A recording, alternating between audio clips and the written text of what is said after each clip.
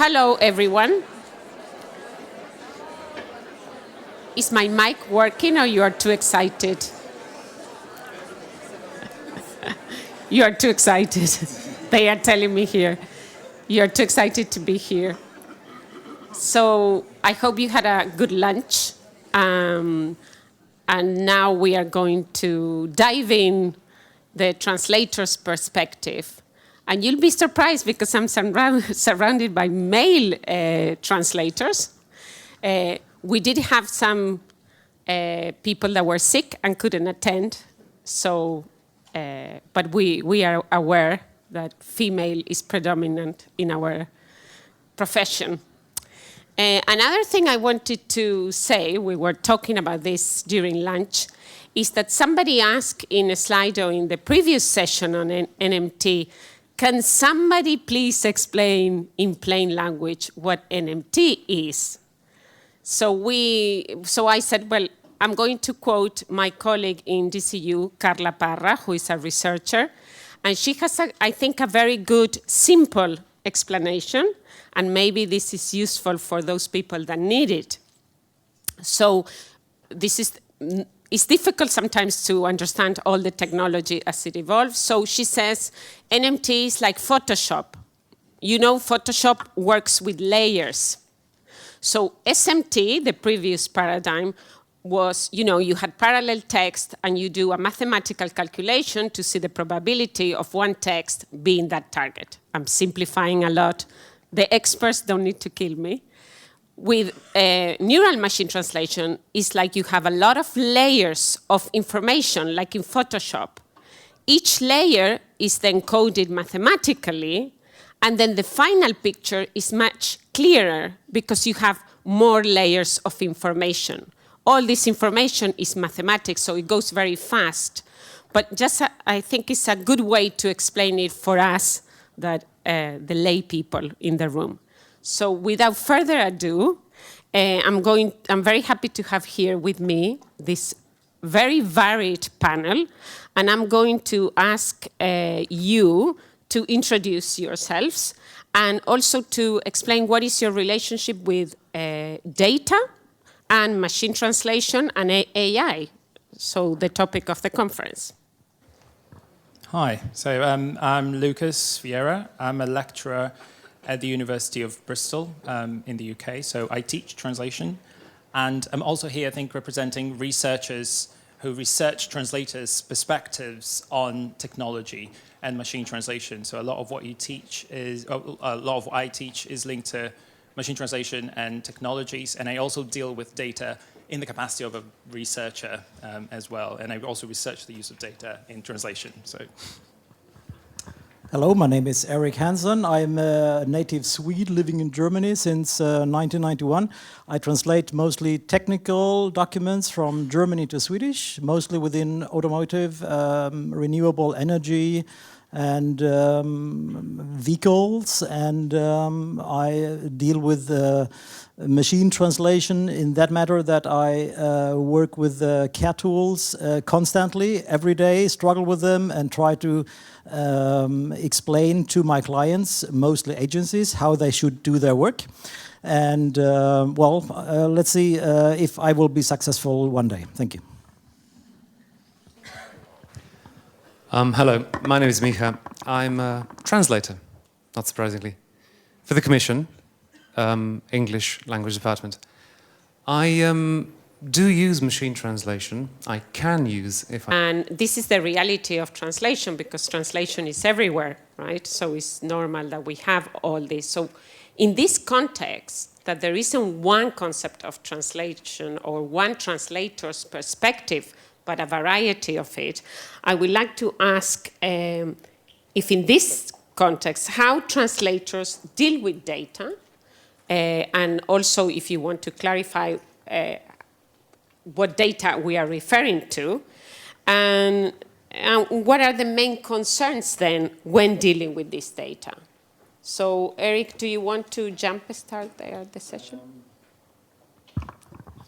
Well, from my experience, using data, one issue I often encounter is, for example, when using translation memories or for example, in different cat tools.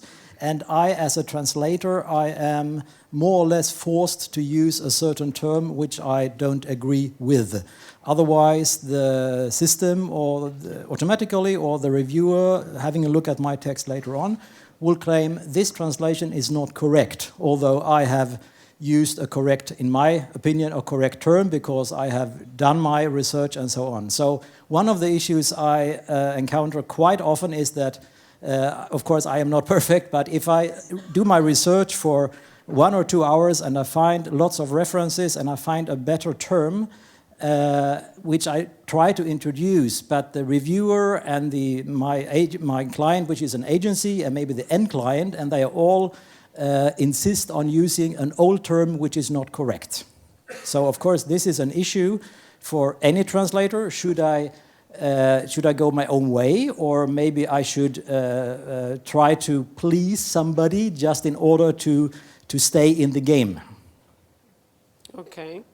What about you, Lucas? What is your perspective on data and main concerns when dealing with it? Yeah, so when it comes to data, I mentioned previously this idea of data not only in relation to translation products, but also data in relation to what translators do.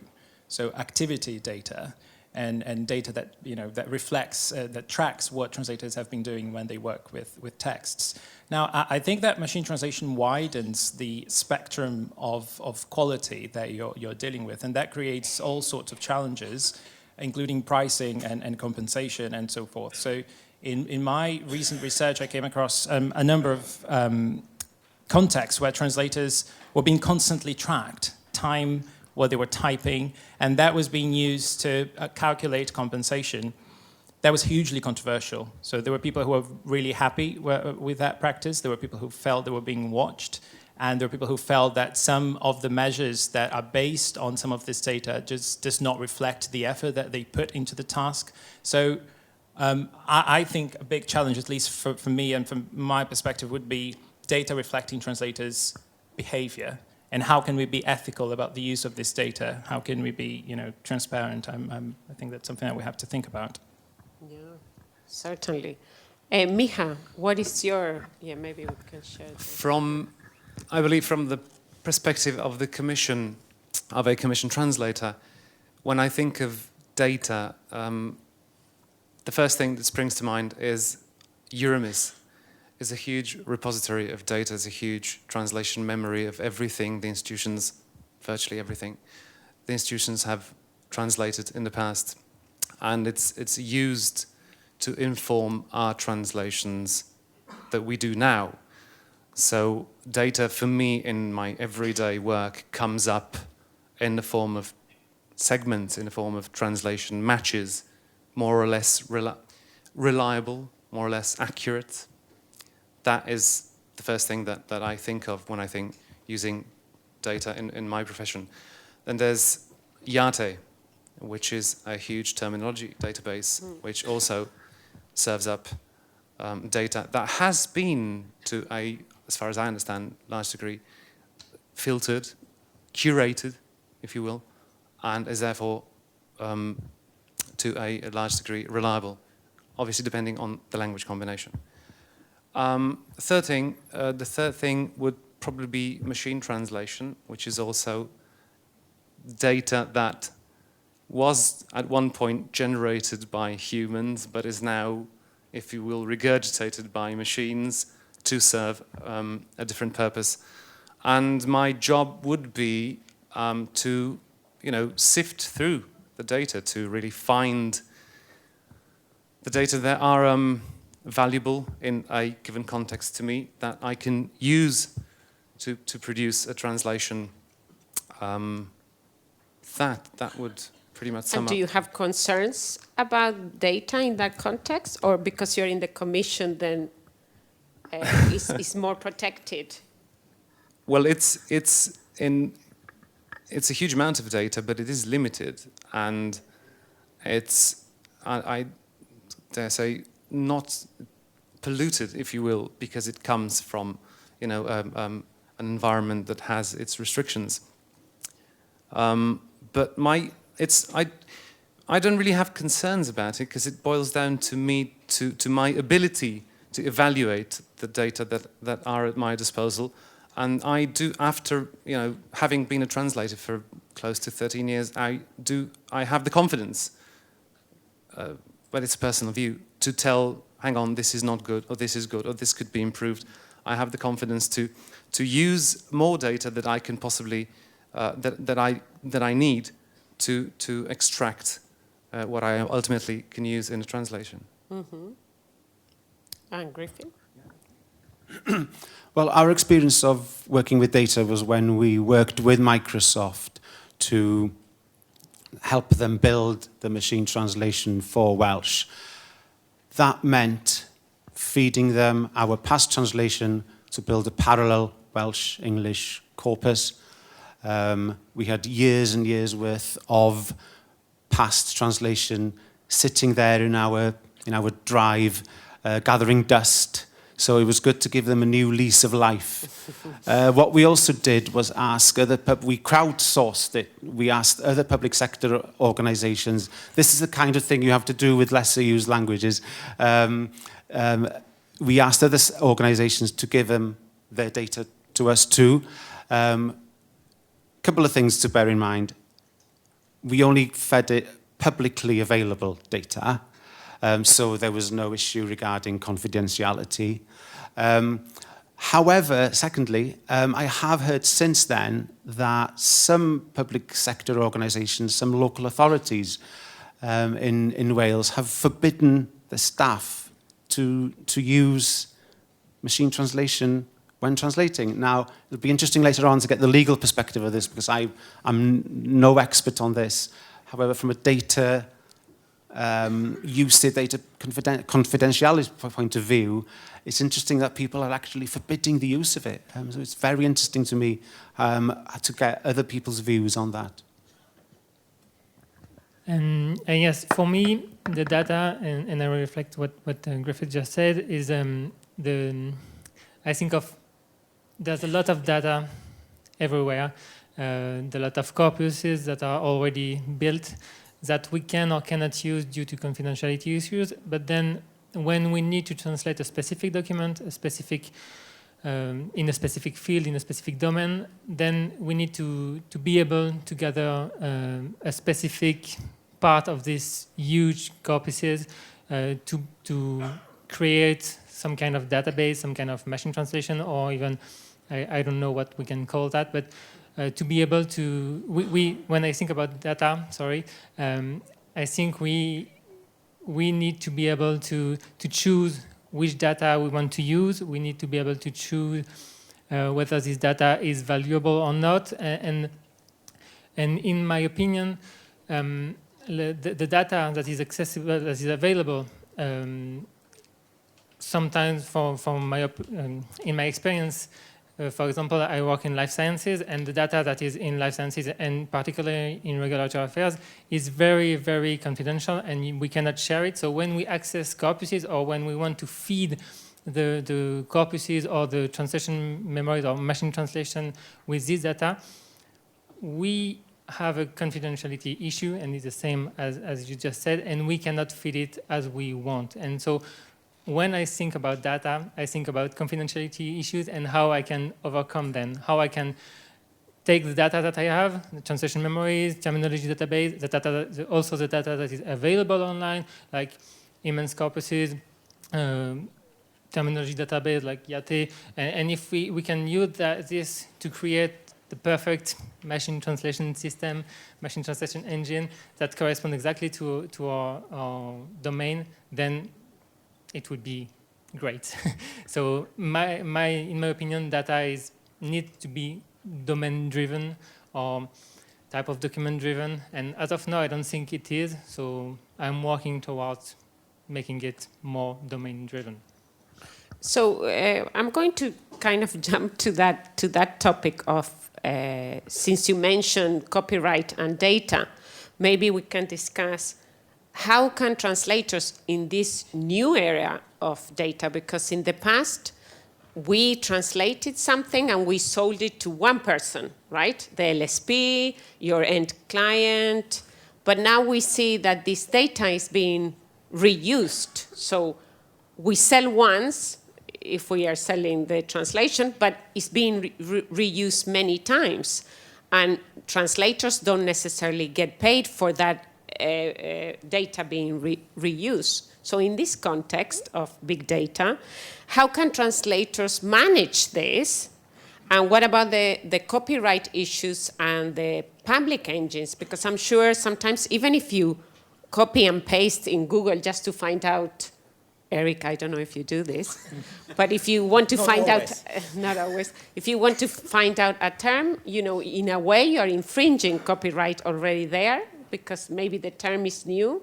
So, and what about their personal data? What Luca mentioned earlier, you know, would that mean that companies can have access at my productivity, what I look for, and with all this data then create a better AI system? Or so I want to know your thoughts on that dark kind of maybe premises. So Gruffydd, what do you think about that? It's not that relevant to us because we employ mostly in-house translators. So that issue about using their translators is not quite as valid in this instance. However, but should they with this new data era, should people that are employed see their work differently? Maybe they should. We haven't addressed that yet. We haven't crossed that. I'm giving people ideas. Well, yes. However, we do use contractors. We do outsource some of our translations. So that what you're saying is relevant in that respect. As I said, we haven't crossed that bridge yet. Mm-hmm. Well, maybe, Eric, you want to comment on this as well? Well, it all depends, of course, on the context, as always. If you, for example, are a technical translator and you do a lot of text that are very repetitive, for example, safety data sheets for chemical products. This is a very rigid set of terminology and formulations. So. And let's say I have 20 end clients and they are all asking over the time for a translation of these kinds of documents, safety data sheets for different products. Let it be lubrication, let it be glue, let it be paint, whatever. And of course, I as a translator, that is the very reason why I'm working with a translation memory. Because I have invested money, invested time in learning how to use the tool. And of course, one day I want to harvest. So instead of doing the same work all over again, like inventing the wheel 20 times, of course, I can't use the translation memory for the chemical products and in my second translation, maybe not in the fourth translation, but in the 8th translation, it goes very, very quickly because the type of the text has a very rigid formulation. So this is how it has to be formulated in the source text. So in the target text, in the translation, I may not do anything else. I must call this chemical product or these ingredients, whatever. I must use these terms. So of course, the discussion about reusing text in the area of technical translations and also, of course, chemical safety data sheets, we have done that for a long time. In the using translation memories. So it all depends, of course, what kind of text do you translate? What are your clients? Of course, if I translate all over the same kind of text. Again, the chemical data safety sheets for one and the same agency. Of course, they will start asking me, listen, you charged full for the first job and for the second job. Now it's the third job and it's quite similar. What about charging 30%? And of course, it won't get more. 1 month later, they will ask, what about charging 10%? So it all depends on what kind of clients do you have and what are they expecting. But I, as a translator, I'm also, of course, I'm running a business. So I have invested my money into a tool and invested time in understanding it and how to utilize it in the best way. So of course, why shouldn't I charge properly? And if your data, if you use machine translation data, would you offer a discount? I mean, they are providing you technology, right? And that costs money to build as well. It depends. If my experience so far, machine translation, the Corpora or what they are giving me or offering me, I can't use it. Oh, really? Why not? Because these are not clean data. Okay, No? so back to what they were saying in the previous panel. Yeah, exactly. It's not clean enough not clean for you. enough. Maybe it's a question about language pairs. Maybe the development has come that far in English into French, English into German, vice versa. Maybe Spanish, Italian, but not within my language, German into Swedish. It's still one of the minor pairs. But let's see, in 10 years or in 5 years, or less. Yeah, we'll wait and see. Yeah. So, Lucas, do you want to comment on this about data and copyright and translators? You mentioned before that you were a bit concerned about the metadata that companies can get. Yeah. What are your thoughts on that? I'm concerned about that because that can be used for multiple, purposes, including probably good purposes. There have been. I spoke to a few companies who were using activity data to train translators, to actually show them how they were working, to show graphs showing where the productivity increased, where it dropped, what kind of texts that were related to different types of behavior. I think on the one hand, that can be quite useful, and it could be something positive. But on the other hand, I don't think we have cracked yet how to do that in a way that makes everyone happy, because it's inevitably quite controversial. And linked to what you were saying before, Eric, I also think that it's a bit of an unequal field that we're dealing with here. So when we talk about using or not using the systems that are being asked of translators and so on, I think we have to understand that freelance translators quite often are not going to be in a position where they're able to invest in technology in the same way that big companies would. So we are not dealing in a scenario where people are on the same level, and that has to be taken into account. We can't just talk about technology as if it's something, it's great, it's going to make your work, it's going to make you more productive and so on. But quite often I think we're talking about ownership. We're talking about who owns the data, who actually has the capacity to do something with it. And usually, we know that most translators work on a freelance basis. So that immediately creates an unequal situation, and we have to think of how to overcome that and make it more equal, I think. Mm-hmm. Tanguy, maybe you wanted to reference this. Yeah. Sorry. Yes, I think you're perfectly right. There's a huge difference between different machine translation engines. The corpuses that they use, the way they were trained, the language pair that's in it. Sometimes we need to add terminology database. Sometimes we add unilingual corpuses to make the system learn how the style of the language. And so as LSPs, we have immense corpuses, and we can build machine translation engines that are working well. But as freelance translators, you have access to less data. Maybe the data is cleaner, and I wanted to jump on that, but I come back later on the clean data. What is the clean data? We don't really know what it is. But the data that is accessible to a freelance translator is only its own, and it's not enough to train a proper engine. Even a statistical machine translation engine needs at least, I don't have a number in mind, but I think it's 5 million words to be able to produce some kind of 500,000. quality, nice quality. But as I said before in the previous panel, it's more than 10 million words to create an NMT engine that is working well.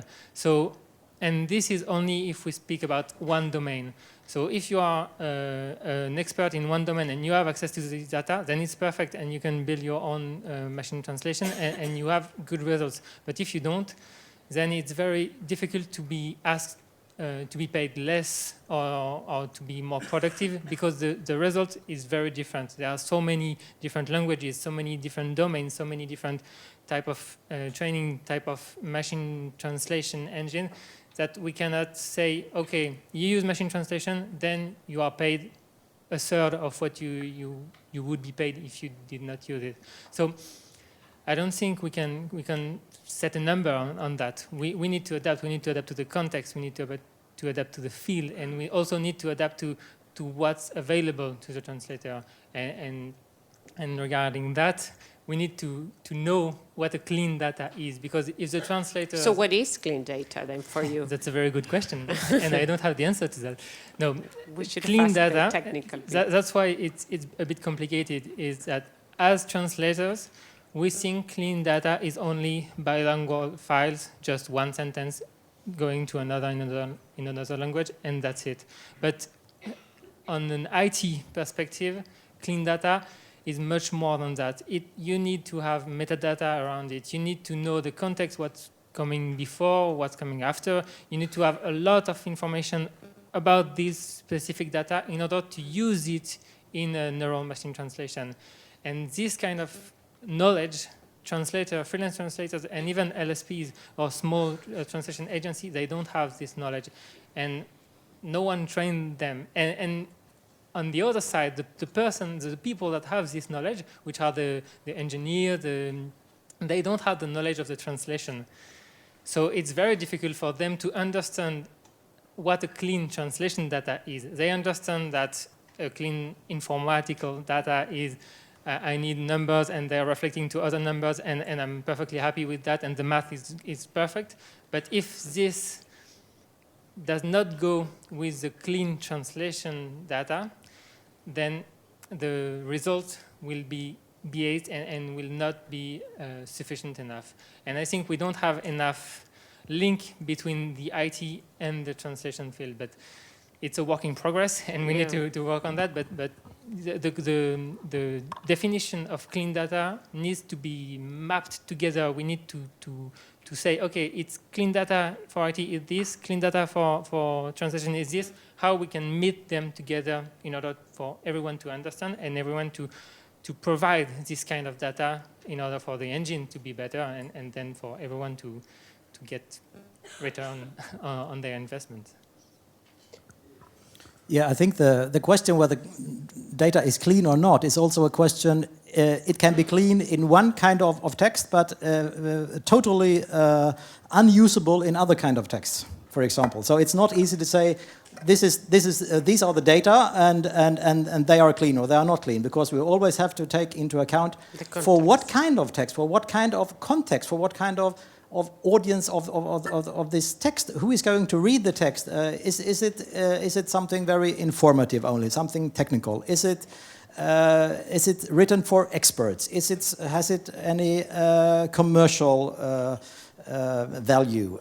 Do we want to sell anything with this? Is it for the text for kids and young people, and so on? So it's not easy to say these are the data and these are clean or they are not clean, because we always have to take into account where will we use these data? Yeah, the domain. Yeah, exactly, the domain. Yeah, so we can't say generally these are clean, these are not clean. So we have to compare where do you want to use them. Yeah, for example, something very technical. We have one term in English, and we have 5 terms in English as a source and 5 terms in the target. So depending on, for example, is this a door in a house? Is this a lid on a kitchen cabinet? Is this a lid in a machine where somebody can step in for inspection, and so on? Yeah. So of course we also have this linguistic aspect that in one word, in one language we have one word. It doesn't matter if it's the target or the source language, but in the other language we have several terms. So of course there's always this choice.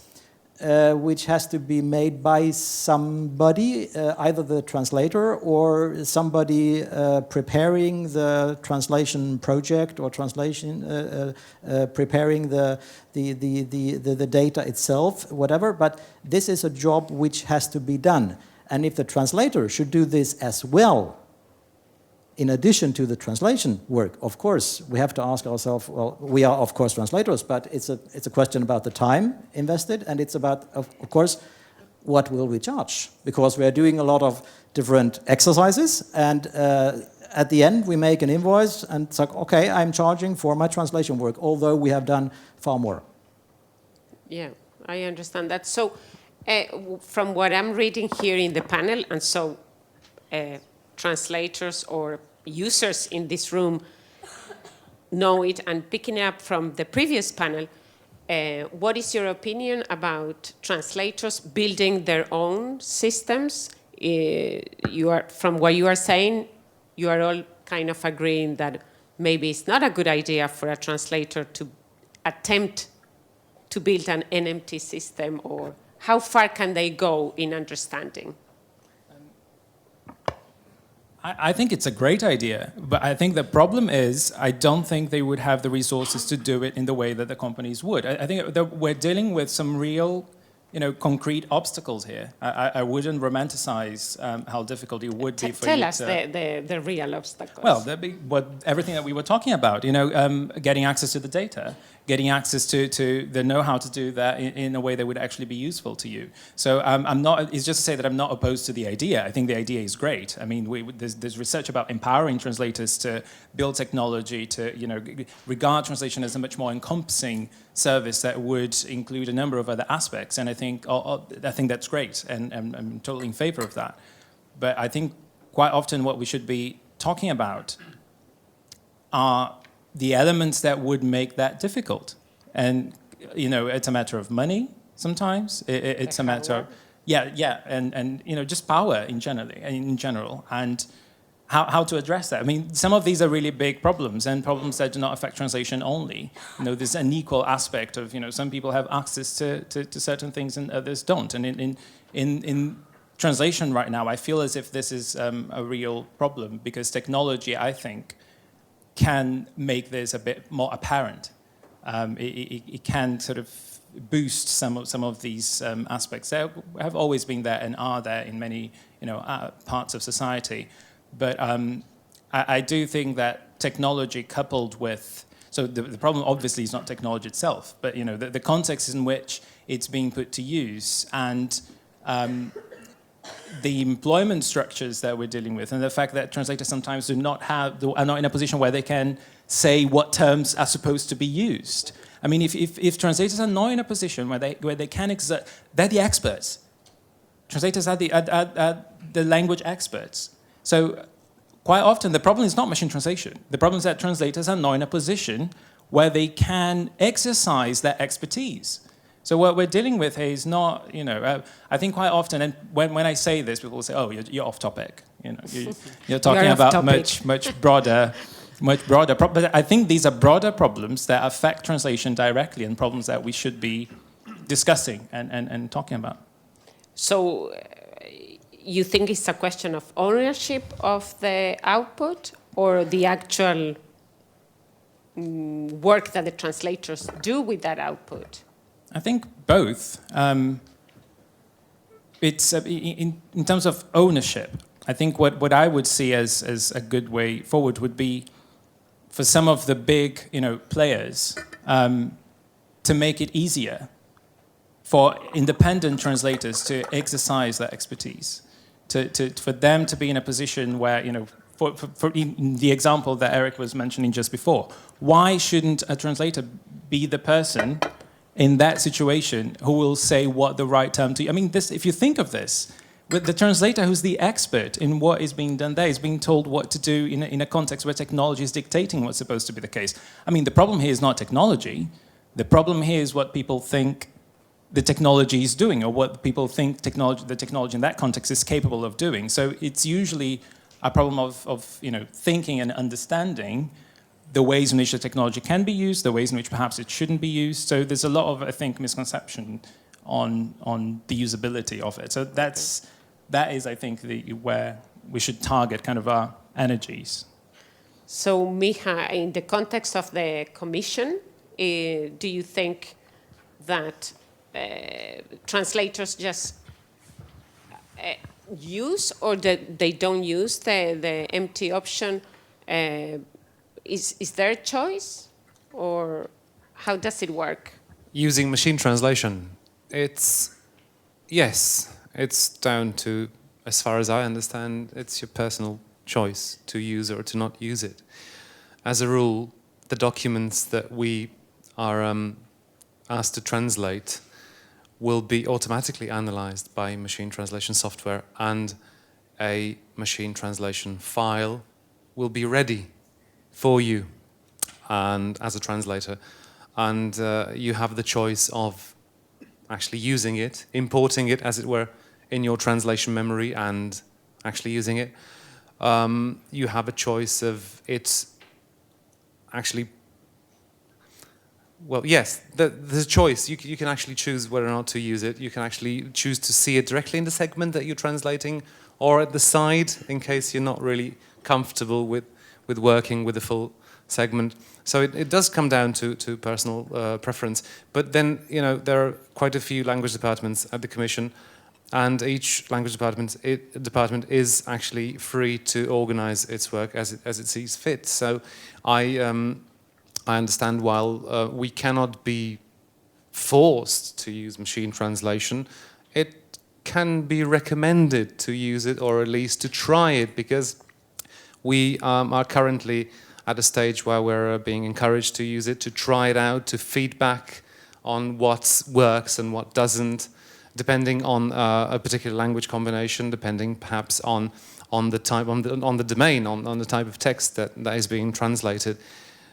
Because obviously, as far as I know, our machine translation relies heavily on our past translations. It learns from that, and as the past translations are translations of legislative texts, it might not necessarily be useful to translate a citizen's letter complaining about something that is not, that is not relevant to legislative speak, as it were. Okay. But yeah, by all means, the option is there. I don't think we run the risk of being paid less for using it, so that is good. I'm not sure about productivity, because obviously where there is computer-assisted translation, there will always be talk about increasing productivity. But yeah, I'd like to stop there. So, in terms of, for example, when you implement it in the Welsh Parliament, what was the reaction from the translators?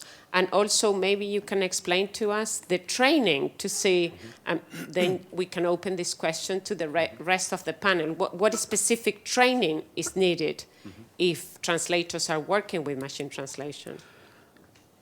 The reaction was very mixed. I don't know whether this is reflected in your views too. It was right across the spectrum from "this has completely changed my life, I love it," to "this is the worst thing ever, how dare you force me to use this technology that limits my creativity as a translator," and all points in between.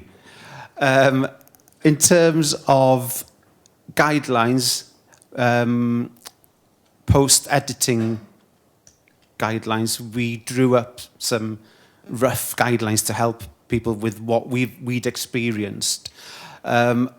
Again, I don't know, by now that was tuned into the statistical machine translation. I don't know now whether they're extinct now. I'll have to revisit the guidelines to see whether it's changed for neural. But for example, there was things like that habit that machine translation has or had to negate the sentence. So the sentence is 98% correct, but that "not" in it changes the complete meaning of the sentence, and it's very easy to overlook it.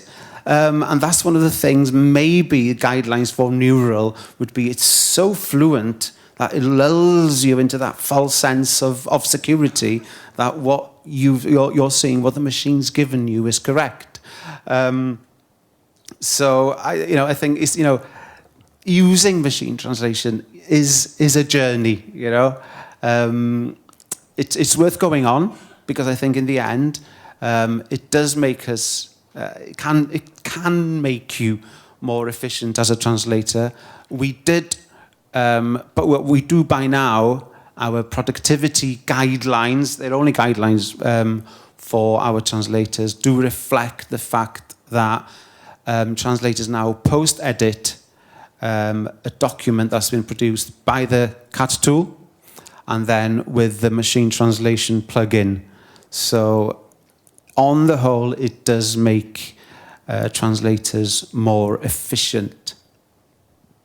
And Tanguy, in Transperfect, do you offer training as well for translators? Is it a special skill set or? So yes, we do offer specific training on post-editing because we use machine translation. But more than that, I think that the main issue is that, as I said earlier, there's a lot of different machine translation engines, and with each engine, There is a different it's very problem. specific way of using it and very different way of using it. So it's very hard to say, okay, how do you use machine translation? You do that, that, and that. You verify that, and that. No, it's not always the case, and it will depend. And as I mentioned during the last panel, there is no way to give a number like a fuzzy match for translation memory. We cannot do that with machine translation, and as we cannot evaluate the result of a machine translation, we cannot say, okay, this is very far from what I translated previously, so be careful, or this is very good, so you can just read it once and it's okay. So I think we need to learn with the machine translation, with engine, with how we need to learn how it's working, and we need to learn what we need to do with the results. In the educational system, we are learning how to post-edit. We are learning little advices on how to post-edit, but it's not enough, and especially, I think it's not enough, and especially with neural machine translation. It's a very new era, and there's a lot of mistakes coming from the neural machine translation because it's not perfect, but the mistakes or the problems are not the same as the one that we had with translation memories or that we had with statistical machine translation.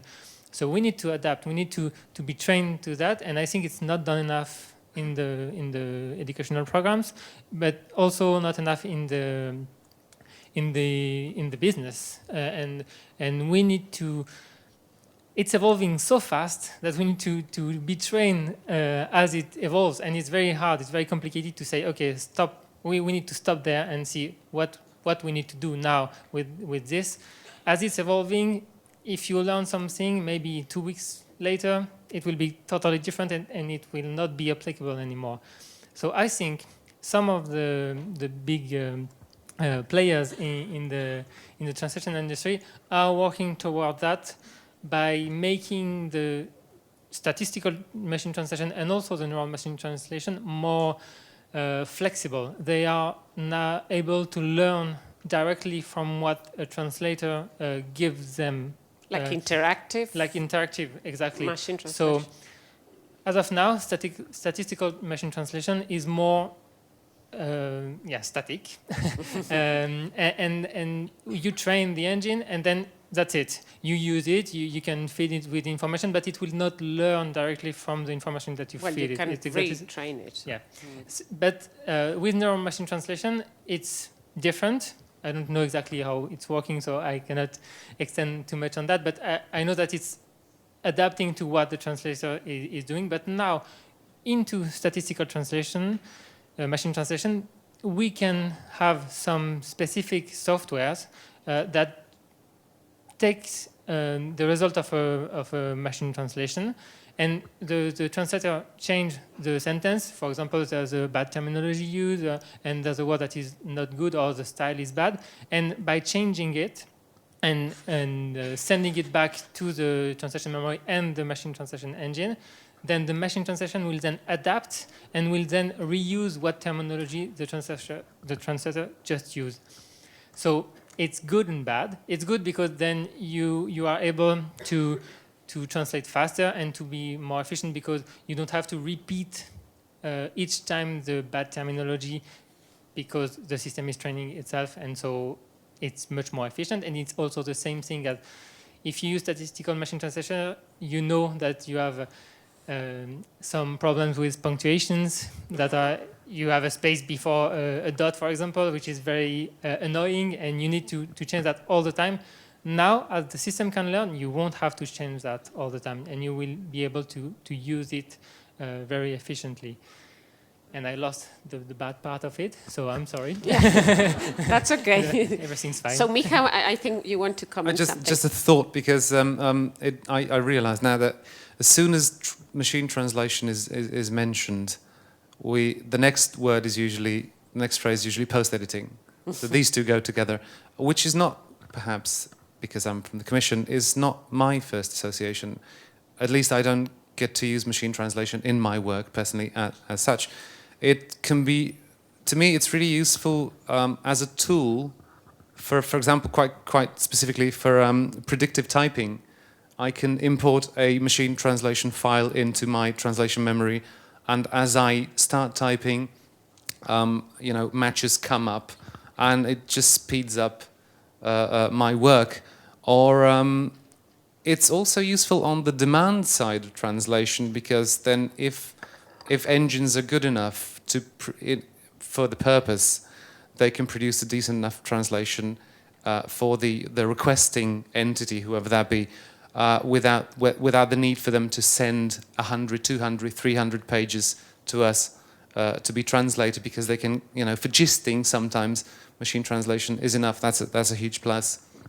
And also, perhaps surprisingly, I spoke to a colleague of mine who knows a lot about machine translation, and even if sometimes it cannot produce the translation with which you, as a translator, would be happy, it can sort of encourage you to think in a different way, and it can give you a creative idea.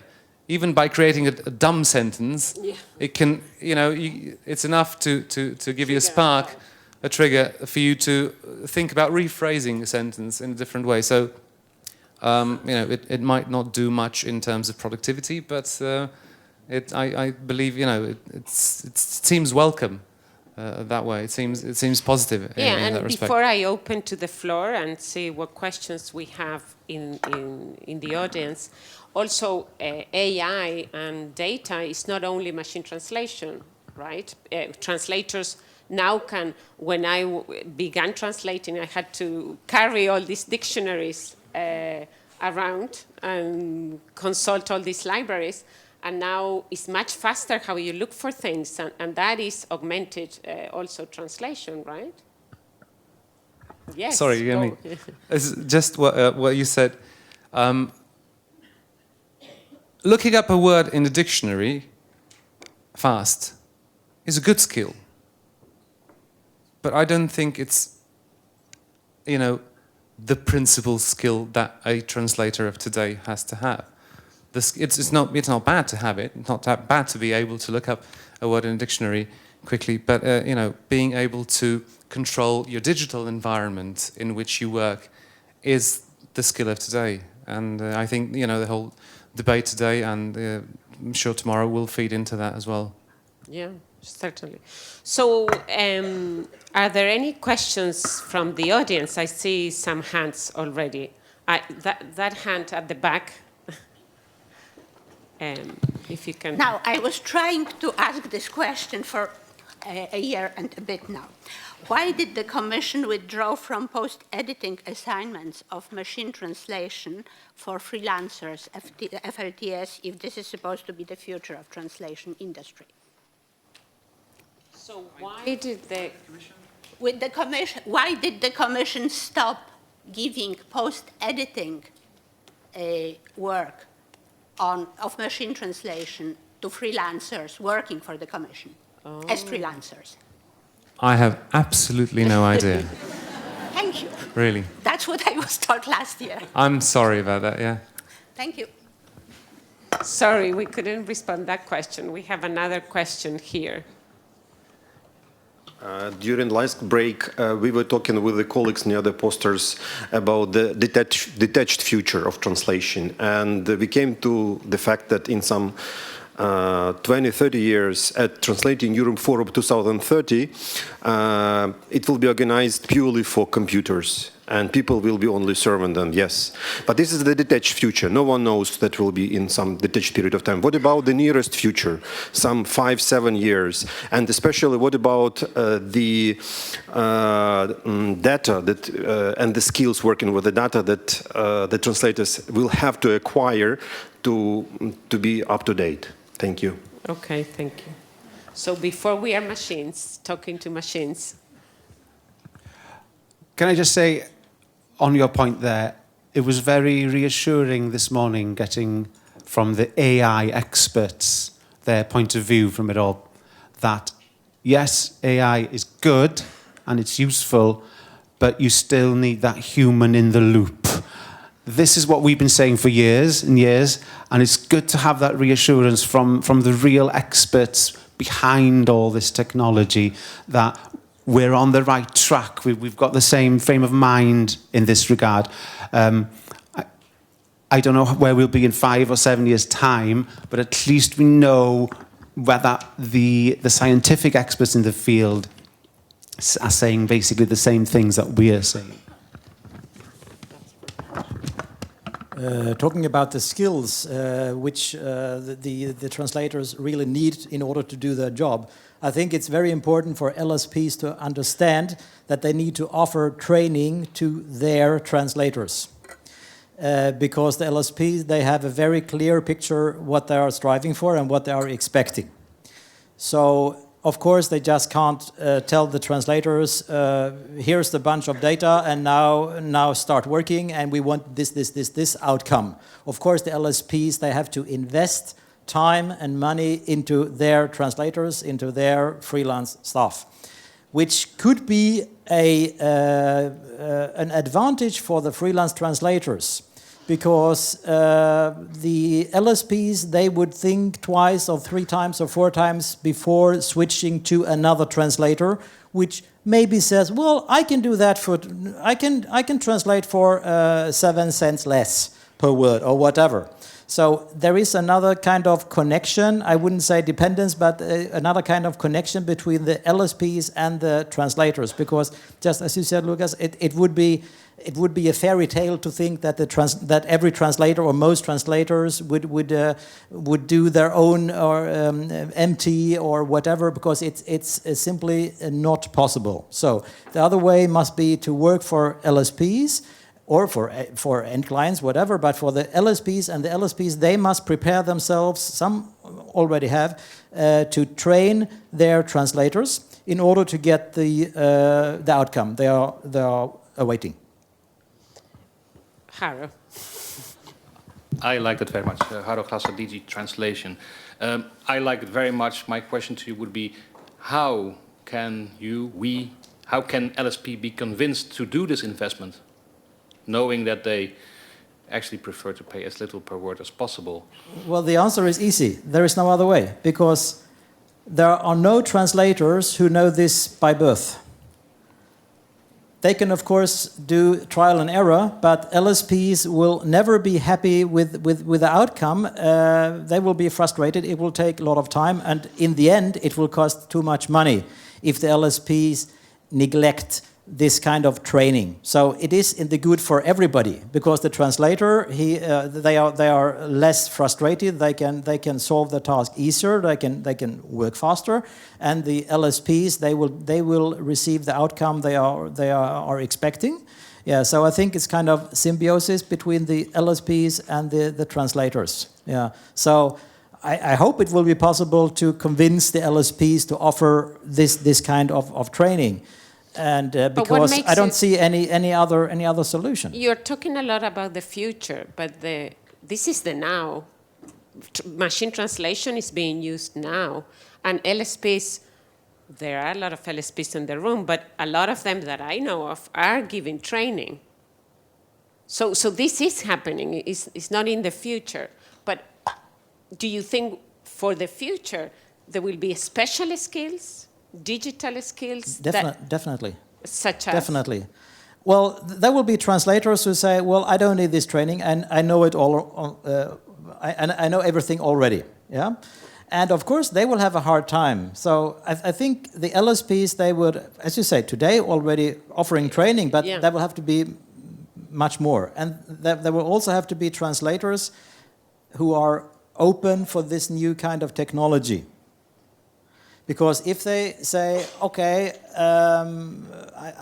I'm scared of this and I want to keep, it should stay all the way it has been, and I am too old or I can't understand this or whatever. So they just close so many doors, which means instead of working with 10 or 15 different LSPs, they might work for 3. So of course it's their choice. Yeah? But I think we all, if it's LSP or translators, we have to move with the development, of course. Yeah. So we can't close the doors and say, well, this is nothing for me. Of course, it's a choice. But if you do that, you must take into account that you're losing lots of opportunities. And one day, I wouldn't say unemployed, but you're not well off. Huh? Okay. Haro, you're monopolizing our I know, I'm getting questions. excited about this. But I'll leave the floor to others. This is my last question for this session. I allow you, I allow you. promise. You're allowed. Just thinking, the topic of this session is working with data, translators working with data, and I was thinking, how about, okay, translators work with data, machine translation, post-editing, yes, terminology is language data as well. Could we say they work with data as consultants, and shouldn't they be paid by the hour instead of by the word, and say, I am the language expert, you give me your stuff, the data, I play with the data in my way, I work with the data, and I hand you a package, key in hand, and I charge you by the hour as a consultant. And how realistic is that to make it happen? Because I think you agree, I see you not, wonderful. You said, yes, we have to convince the LSP of this. Can we convince our customers to go this way, and if so, how? We can always try, but I fully agree with you that translation is a service which could be charged by the hour. Yeah, if we compare with other service providers, let it be consultants, let it be lawyers or other experts. Yeah, of course, the most fair solution would be to charge translations by the hour, which of course means that somebody, let it be the translator or the LSP, before, in the moment when the assignment is given, has to decide or has to measure somehow how many hours will be necessary in order to solve this task. Yeah? Because in most cases, everybody knows, or maybe not the translator, but the LSP and the end client, they want to know how much will I have to pay for this. Yeah? So of course they have to assess or judge or somehow know, okay, I will need 5 or 6 or 7 hours for this job. But it's a very good point, it's a very valid question, because charging by the hour is a much more fair method.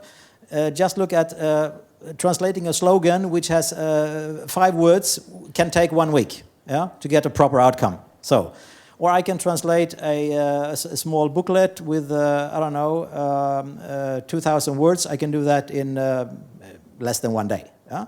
So of course, it would be, in a perfect world, it would be the best solution to charge by the hour. But I have no idea how we can convince the industry. Sorry. If I may add, the problem is also that the skill set needed for the translator will move to a more linguistic specialist, as machine translation will help translate more, maybe less translator will be needed, but we would still, the linguistic people will need to add their input on the validation of the data. You talked about terminology. It's very important to be sure that the terminology is used in the right context, but there is also the cleaning of the data that we discussed earlier. We will need people that will be able to clean this data, and so this type of work cannot be paid by the world, or maybe it can, but as of now it's still discussed because we don't really know. When you explain, like, if we gather some information, if we gather like 10 different texts and we need to align them and we need to be sure that it can be reused afterward, then how much can we ask to be paid for doing that? I don't know, because I don't know how much time it will take me. I don't know if we can automate that.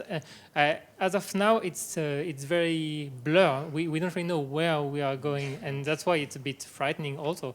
But I think we need to reevaluate the skills that are needed for the, let's call them linguistic experts, that will take in charge the validation of the translation memory or of the machine translation engine or the training, and then those skills we need to discuss how much we will pay them and how much we will yes, either it's by the hour or by the number of documents that we deal with or by the number of language pairs. I don't know. We can deal with that in a lot of different ways. But this is, I think, what we need to discuss also. It's not only on the translator side. It's also on the nearby future of the translator that will slowly evolve or slowly move to a more linguistic expert. I think, Luca, you wanted to add something? Yeah, no, I was on the topic of future and also the idea of consultancy and so on. My take on this is that right now I see translation as a very fragmented activity. We have a tendency to, well, in general, I think there's a tendency to regard translation as just replacing words. And so quite, today we talked about reconceptualizing translation. We talked about translation becoming other activities. I think if you look at translation theory, and if you go back a few decades, we're already talking about, dynamic equivalence. We're already talking about adapting the text to make it work in context, regarding it as a product, regarding it as a comprehensive service that is going to encompass all the cultural and contextual aspects that are going to make that text work in context. So my view on this is that translation already is this. Although there is the problem that quite often many people are not working in a situation where they can exercise translation in this way. So I think on the topic of skills, we have to challenge the idea of translation as just being, equivalent to just replacing words here and there, because that's where the danger is. I mean, translation is not just that. So coupled with that, I think we have to focus on what makes us human, and that it's very important not to lose track of that. So obviously, machine translation is a huge aspect of teaching, and it has to be, and especially in the sense of empowering, I think, students and translators to make good use of the technology and so on. But I think we also we shouldn't lose sight of the cultural aspects, the reasons why end clients would actually come to you and say, what do I need to do to make this text work in that particular market? What do I need to do to this product to make it sell in that other particular context? So we shouldn't lose sight of that. And also, I think business skills. So skills that surround the idea of translation as a comprehensive service. So that on top of, I think, machine translation is something that was added to what we have to. It can't replace some of the elements that were already there, like the cultural aspect and the business aspect and so on. Thank you for that. And so maybe now we can turn to Slido. I see that there are quite a few questions, and the first one by Haro. Is that you again? So I don't know if I should allow this one, but you have a lot of votes. So the difference between revision and versus post-editing, maybe a lot of people in the room are wondering, well, a lot of talk, but in the end, I read the source text, I read the target, and I correct whatever is wrong. So are they different, revision and post-editing? And if so, what are the different skills? And in particular, as we have heard so much today about NMT. So somebody wants to answer that question? Miha? Yeah, go. I don't know, I want to talk about it for an hour or so. Not necessarily about revision and post-editing, I'd just like to, because it ties in with what you've just suggested, and I completely agree with you, Lucas. I got a feeling that, you know, when we start to talk about post-editing machine translation, the discourse goes sort of towards language specialists, people who will just sort of need to have those 5 or 6 skills to turn that almost perfect machine translation result into a good translation. No, I completely agree with Lucas. I mean, translation is, to me, is transferring meaning. If you want to transfer meaning, you have to understand the source and the target, and you have to extract meaning from the source text. And this is the bulk of work. This is what you do as a translator. You know, this is the first thing that you do, and only then do you start typing.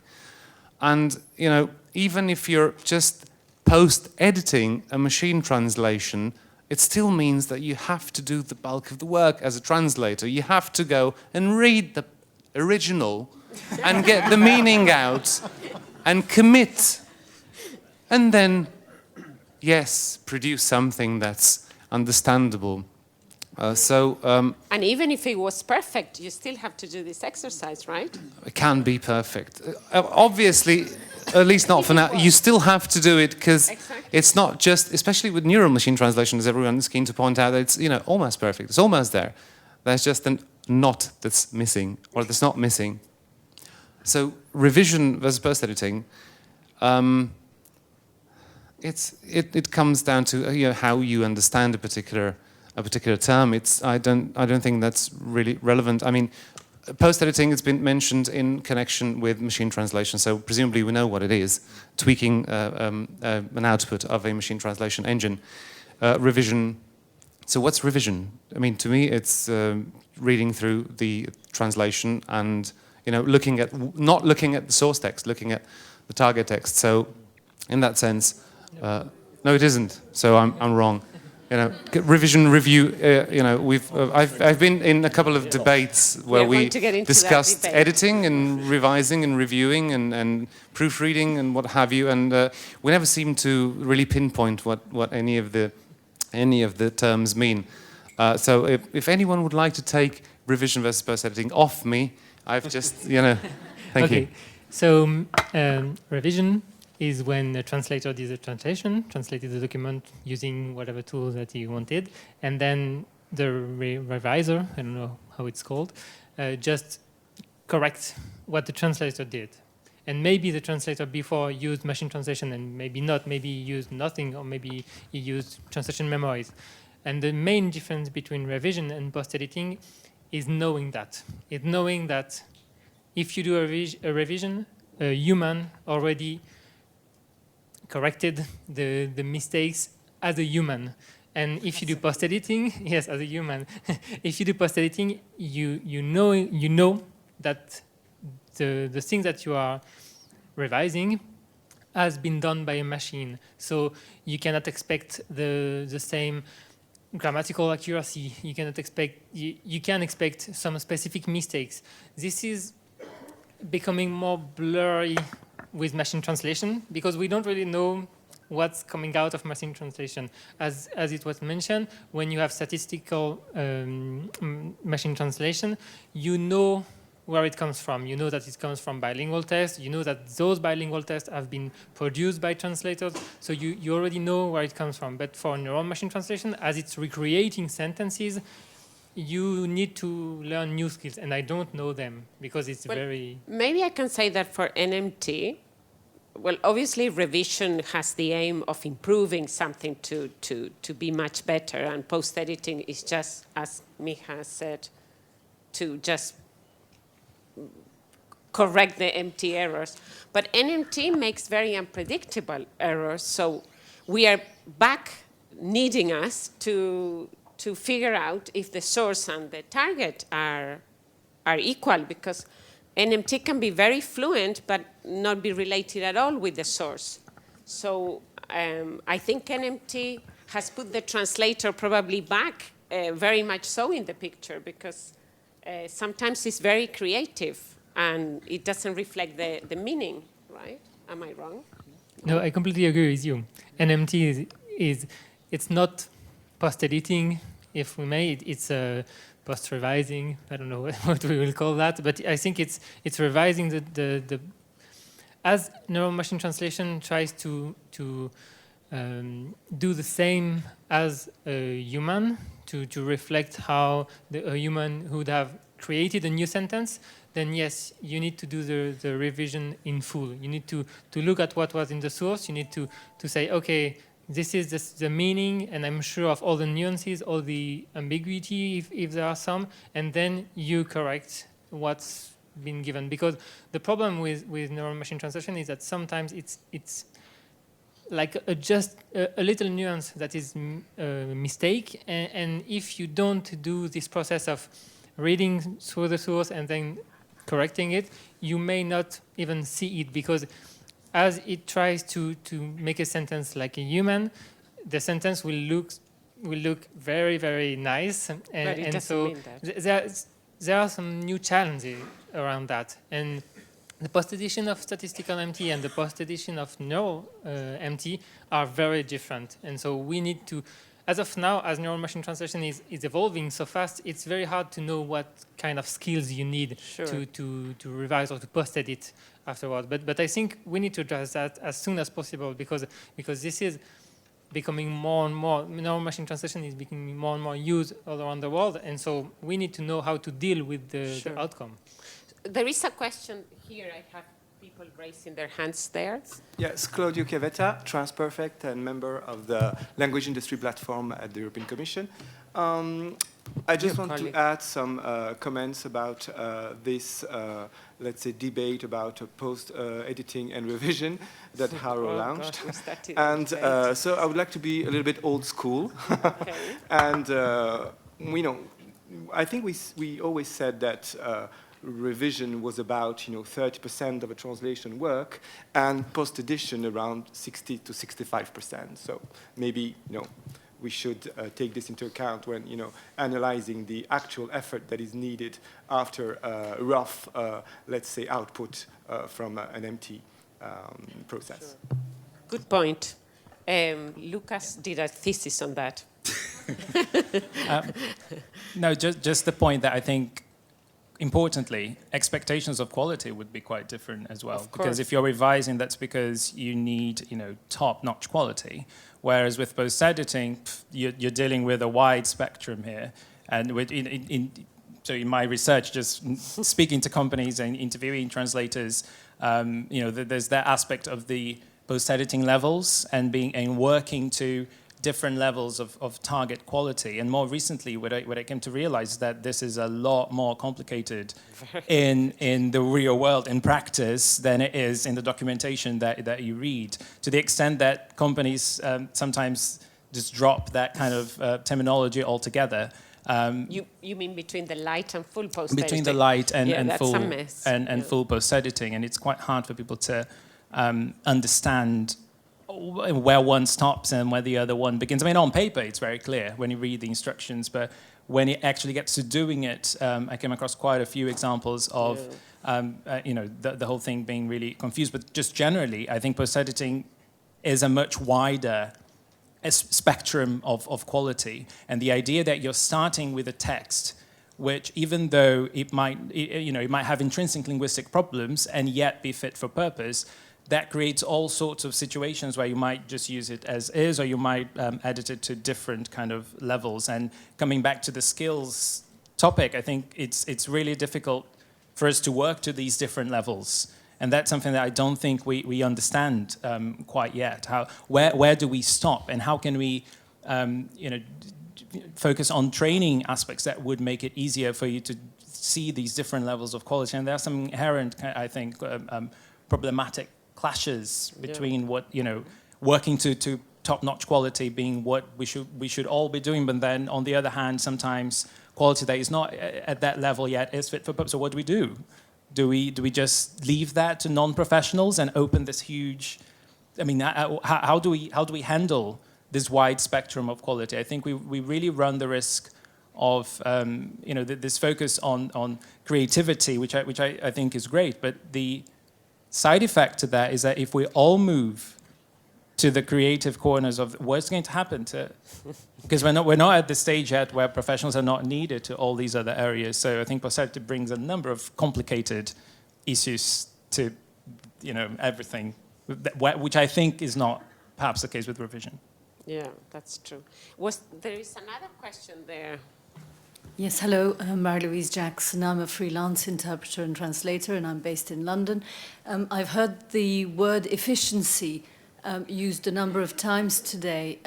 It seems to me as though it's being used in a sense which is synonymous with volume. And time. Well, and time, exactly, and not always with quality. Another point I wanted to make was that agencies seem to reduce the amount of money that they pay for text translated, which contains repetitions. And now, if you are using machine translation, you have to identify these spots, and the work is huge. It seems unfair. And I have a question for the panel, which relates to something that was mentioned earlier about layout. When you transfer a PDF to a Word document, how does the panel deal with this messing up of the layout, which sometimes takes PDFs. so much more time to deal with than the actual translation? Thank you. If I just may say, we struggle, like a lot. It's a very, very Maybe Eric hard has a thing. solution here. I don't have any PDF. solution. There are two cases. If I work for an LSP and they send me a PDF and they say, translate this, okay, I say, I will do this, but I will charge more because I need to put in more effort, of course. Or the LSP or the client, whatever, needs to prepare the text, the source text, so I can start right away. These are the two options we have. There is no option that the translator should charge only translation and do much more work. For example, starting with layout and working around with copying pictures and doing 5 different fonts and font sizes and whatever, and not charging. This is not an option. If I may, on Yes, the sure. PDF front, Oh, because we in the 21st century, and we're still dealing with no, PDFs. it's incredible. In the English department, we translate documents that come to us from the member states, various authorities in the member states, and they often come as PDFs. So it's a daily struggle. Sometimes we get back to the member state, literally ringing up someone in the ministry, asking them if they happen to have this particular document in a processable format, so that we could feed it to Studio, which is the CAT tool that we use, with the hope of Studio not crashing. But what we do, and it's true, we have OCR machines that convert PDFs into Word documents, and then we spend time reformatting that. It's a skill that you can get very good and very fast at. Not necessarily something that should be undertaken by translators, mind you. But it's what we do. Particularly horrible are fax messages scanned and then converted to PDF, because the messages usually don't get picked up by OCR. And it's even better yeah. if you have I stamps. feel you very much. And it's, if anyone knows how to get, around this, it would be much appreciated. Because please. obviously we are not, sorry, we cannot really force the member states to send us documents in a format that suits us rather than them, for now. So you see the age of AI, and then we have problems with PDFs. Anyway, there is we are kind of running out of time. So there is a hand that has raised there. While we listen to this question on the floor, maybe we can put up a poll on what do we think if MT improves productivity, and maybe you can answer in Slido to this poll. So the question back there. Oh, not, yes, you. Sorry, Eva Lumbe McCabe. I'm a freelance translator from Ireland, basically translating as a freelance for the Commission quite a lot still, or less. Anyway, on the PDF, basically there is no problem because SDL Trados, the later versions, deal with it very well, or quite well. On the other hand, the copied faxes are not picked up by any OCR. So I think those are the problems, and from some countries, that's how the texts come. Yeah. And the Commission doesn't give any extra money for working on them. So I'm going to ask, thank you for your comments. I'm going to ask the last question then. How do you see the future of the translation profession after we have discussed NMT?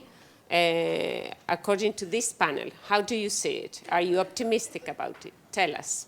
Maybe Gruffydd, I'll start with you. Okay, in one respect, the future's already here. Who would have thought that we'd be where we are now 10 or 15 years ago? However, one thing that hasn't been mentioned, and I should have answered your question to the gentleman in the green shirt earlier about the changes in the next 5 or 7 or 10 years. What we haven't touched upon today is the effect of speech technology on translation. Now, I don't know what effect that will have, but definitely it's there somewhere, and that's the next big development that's going to hit technology and the way we work with language. So it'll be interesting to see where that takes us. Just one thing on efficiency. If you, as a freelance translator or a LSP or an organization, has identified that there is an efficiency gain there, then people will want to see some kind of definite concrete gain from that, either in increased productivity or maybe, who knows, with not filling up that vacant post in the future. Now, I don't know, I don't think we're there yet. It might be some years away, but we have to be aware of these issues. Thank you. Micha? Thanks. I'm pretty confident that translators are here to stay, but the skill set that they use will shift towards digital. And I don't think that our numbers will dwindle. Call me optimistic. Thank you. Oh, great. Eric? From perspective of the freelance translators, I'm quite optimistic. As long as the translators are open for new technologies and applying them and understanding that you can't keep working in the same environment for years and years, and there is already this development. The future is today. It has already arrived. So, of course, we have to be open to this new technology because we as translators, we have the power to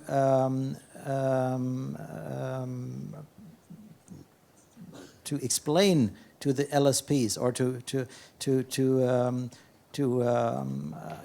make them clear that we, of course, we want the same outcome, but we as translators, we can explain to the LSPs what they will have to, or what they will need to do in order for us to do our work. So in the end, hopefully, most translators, or in the ideal case, we will have the same eye level, freelancers and LSPs. Yeah? Of course, one topic we haven't spoken about today, it's about freelance translators working for end clients, which will be an interesting topic, speaking about MT, but that's a total other topic. Yeah. Yeah. But at least I think a very important topic is that that translators, they should be aware of the fact that the LSPs need the translators, not the vice versa. Because we as freelance translators, we can choose, okay, I will work for them, and them, but not for those. Yeah. So in the end, of course, we as freelance translators, we need to be aware of the fact that we have the power, and we should not sell our services too cheap. Okay. Thanks. I'm certainly optimistic.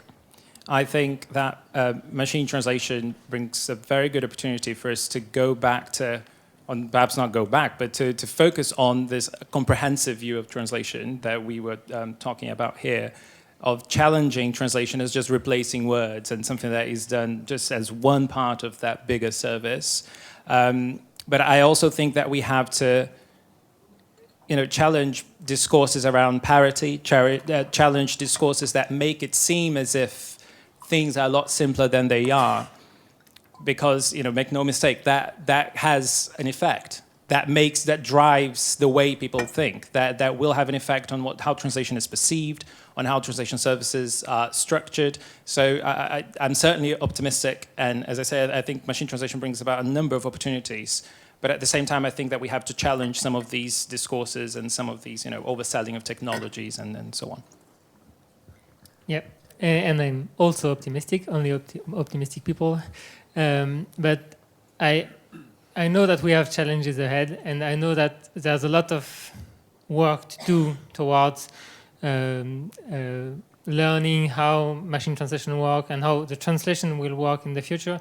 But still, the translator, the human, will still be needed at some point in the process. And there will still be a lot of work in terms of validation of the content. And I know that some people don't like to validate content, but still the work will be there. The translation will be needed, and we saw that the translation requests are skyrocketing. There are more and more requests, so translators will be needed. The skill set will evolve to something more IT, more informatics, surely, but still, I'm very positive because we will have some work tomorrow. Okay. Well, everyone is optimistic in this panel. So now we have a break for coffee of half an hour. And after that, we have 3 parallel sessions. So here in this room, you will have legal aspects of data in translation. And then downstairs, there are 2 sessions going on. Please do visit there as well. We have the Translating Europe workshops in the Manslowden room, and a session with newcomers to the language industry in the Jenkins room, also downstairs. Thank you very much for your questions. And sorry I couldn't address all the Slido questions, but there is limited time.